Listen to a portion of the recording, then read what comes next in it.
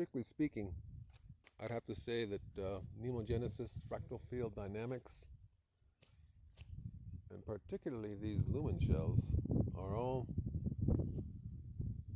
acts of poetry. They're acts of geometric poetry translated into structural poetry. And none of it's by accident. And even though these are called triply periodic minimal surfaces, this is known to science as a TPMS, a triply periodic and minimal surface. This is known to science as a heretic, a triply dangerous individual who doesn't believe too much bullshit. Pardon my Trump. Oops. Rule number 1. We have no opinions or politics. We have no religion. We have no conflict here in this page, on this channel. We don't do that. That's for monkey brains. What we do is we insist on pure geometric poetry. And in doing so, we manage to build some pretty incredible stuff. This one is probably the most volumetric one I've ever made.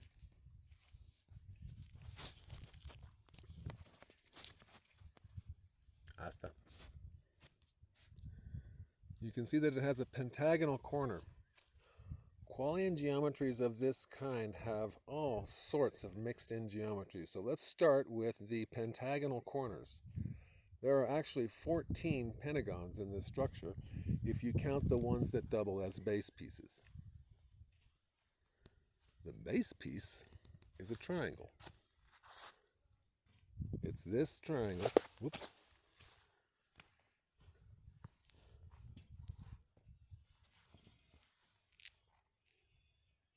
Inside here.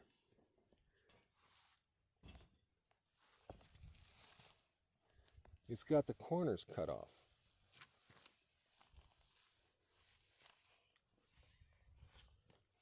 This is one of the cut corners. Now you notice that on this side,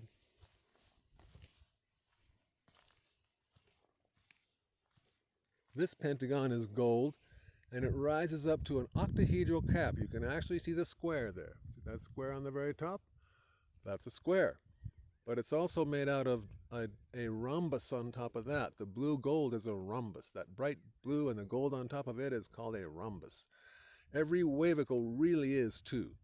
There's no such thing as one thing in the universe. There's always a pair, and that's because human perception itself is based on pattern matching. If there's not a pattern that matches our perceptive ability, we don't even know it exists. On the side, oh baby, on the side we see the first pentagon, a pentagon on top now. We went from a square thing on top to now it's a pentagon, and the symmetry has shifted to a chiral symmetry. This one leans into the cliff and into the sun, away from the sun and into the cliff. Now as we proceed one more rotation, bam! Now we get cactus in our sandal. Now we get the hexagonal symmetry. That is a triangular top and a bunch of hexagons moving down. This is where your eye goes, oh, it's made out of hexagons too, and that is correct. To your right is another pentagonal cap, but this one is a hexagonal cap, the blue-green, and it makes a really long rhombus, a really long elongated double rhombus. This is the right-hand view. If you consider the first one, the solar view, the front. As we move around to the back, the next lateral view also gives us that transitional pentagon. This is the design saying every time we transition, there's going to be a pentagonal top. And now we see the lattice on the bottom is pretty darn complicated, but not too much because I did this from scratch. This is the first time I've ever built this damn thing and this beautiful thing. And here's the back. Here's the back symmetry. Boom. Ay caramba. Now we're back again to that octagonal top. You can see the square. The square, it's like a square holding up a diamond. This is also where the thing did not collapse. That high pentagon now, which I call a plexagon. It's not really a pentagon, it's a plexagon. It changes its shape without changing its dimensions. That's a plexagon. It's also made of equilateral triangles. Everything I do in mnemogenics is based on an equilateral triangle. That is our currency of choice. That is our gold standard of everything. The equilateral triangle that you see in the letter A. If you have geometric intelligence, you understand what a triangle is. If you don't have geometric intelligence, you're probably a dog. Dogs have geometric intelligence, but it's just for different things. Their geometry is suited for scents and looking for food, and they don't make things like this. Athena and Zeus do not make things like this.